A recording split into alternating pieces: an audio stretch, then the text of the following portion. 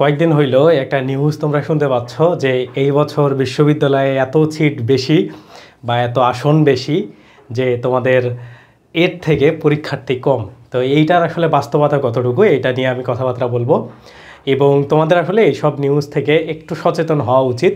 তো এই নিউজটা আমি আমাদের পেজেও তোমাদেরকে দিয়ে দিছি। আমি আসলে দেখলাম যে তোমাদের রিয়াকশনটা কেমন।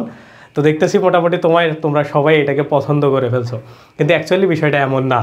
হ্যাঁ, কারণ ওই জায়গাতে তোমাদের ন্যাশনাল ইউনিভার্সিটির যে সিটগুলো বা আসনগুলো সেগুলাকেও ধরা হয়েছে। তো নর্মালি ন্যাশনাল বিশ্ববিদ্যালয়ে এত পরিমাণে সিট দেয়া থাকে যে যতগুলো পাস করবে মানে প্রেডিক্টেড পাস। তো নর্মালি প্রতি বছর দেখো 90%, 80% তার বেশি পাস করে, বাট এই বছরে পাসের সংখ্যাটা কমে আসছে। তো যার কারণে এইখানে একটা 20-30%-এর একটা গ্যাপ তৈরি হয়েছে। তো এই গ্যাপের কারণে যে সিটগুলো আছে সেগুলো খালি থাকবে। এটা হচ্ছে শুধু ন্যাশনাল ইউনিভার্সিটিতে। বাট তুমি যদি চিন্তা করো, পাবলিকে এই ঘটনা ঘটার চান্স খুবই কম। হ্যাঁ, কারণ পাবলিক বিশ্ববিদ্যালয়ের যে সিটগুলো আগে ছিল এখনও তেমন আছে, বরঞ্চ আরও কমে যায়। প্রতি বছর অনেক বিশ্ববিদ্যালয়ে 100-150 করে সিট কমায় দেয় সেখন জটের কারণে। তো এই জন্য পাবলিক বিশ্ববিদ্যালয়ে আসলে কম্পিটিশন লেভেলটা যেমন ছিল ঠিক তেমনই থাকবে। এইখানে আসলে তোমার কম্পিটিশন কম হওয়ার বা তুমি খুব ইজিলি চান্স পাওয়া বিষয়টা এমন না। আর একটা জিনিস তুমি খেয়াল করবা, তুমি যদি আর্টসের স্টুডেন্ট হয়ে থাকো এই ক্ষেত্রে আসলে এগুলো ক্যালকুলেশন কোনো কাজেই আসবে না।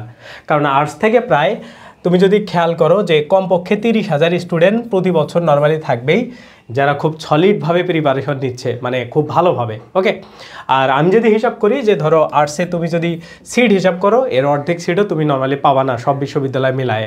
সবগুলো মিলায় তোমাদের 15,000 এরকম সিট হইতে পারে সব বিশ্ববিদ্যালয় মিলায়। তাইলে এইখানে 30,000 ডেডিকেটের মধ্যে 50%ই বাদ চলে যাবে। আমি বললাম না যে পরীক্ষা তো দিবে প্রায় ধরো 1 লাখের কাছাকাছি। হ্যাঁ, অথবা ধরো 80,000 স্টুডেন্ট তো পরীক্ষা দিবেই বিভিন্ন বিশ্ববিদ্যালয়ে।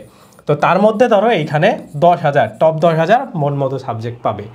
সো এই বিশ্ববিদ্যালয়ের ক্ষেত্রে কিন্তু এসে এইসব ক্যালকুলেশন কাজ করে না, আর মানবিকে এইসব ক্যালকুলেশন কোনো কাজই করবে না। ওকে, তো তোমরা এইভাবে মাথায় রেখে প্রিপারেশনটাকে সলিডভাবেই নাও, কারণ এত হালকাভাবে নেওয়ার আসলে কিচ্ছু নাই। কারণ তুমি যদি হালকাভাবে নিতে থাকো তাইলে কিন্তু আলটিমেটলি দেখবা যে এই যে ফাঁক ফকরের অ্যাডভান্টেজটা তুমি নিয়ে রিল্যাক্স হয়ে পড়তেছো, এর জন্য তোমার পরীক্ষা খারাপ হইতে পারে।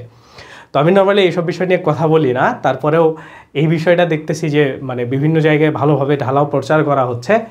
তো তোমাদেরকে আসলে বুঝাইলাম যে ব্যাপারটা আসলে এরকম না যে তোমার চান্স পাওয়া সহজ হয়ে গেছে, এটা মোটেই না। চান্স পাওয়া কখনোই বিশ্ববিদ্যালয়ে সহজ না, এটা মাথায় রাখবা। এই হিসাবে তোমার পড়াশোনার গতিকে বাড়ায় দিবা, পড়াশোনা করবা, ঠিক আছে? তো যাই হোক, এই ভিডিও থেকে এই বিষয়টা ক্লিয়ার করার কথা ছিল যে সিরিয়াসনেসটা আসলে কখনো কমানো যাবে না। ওকে, তুমি সিরিয়াসলি পড়ো, আর 2টা মাস আছে, এখন এইসব রিল্যাক্সের জন্য যাওয়ার কোনো সুযোগ নেই। ওকে, তো এটা নিয়ে আসলে আমার কথা বলা উচিত আমি মনে করলাম, যার কারণে বলছি। নেক্সট টাইম থেকে তোমরা আমাদের গাইডলাইন ভিডিও বলো এবং ক্লাস বলো, সেগুলো পাবা। আল্লাহ হাফেজ।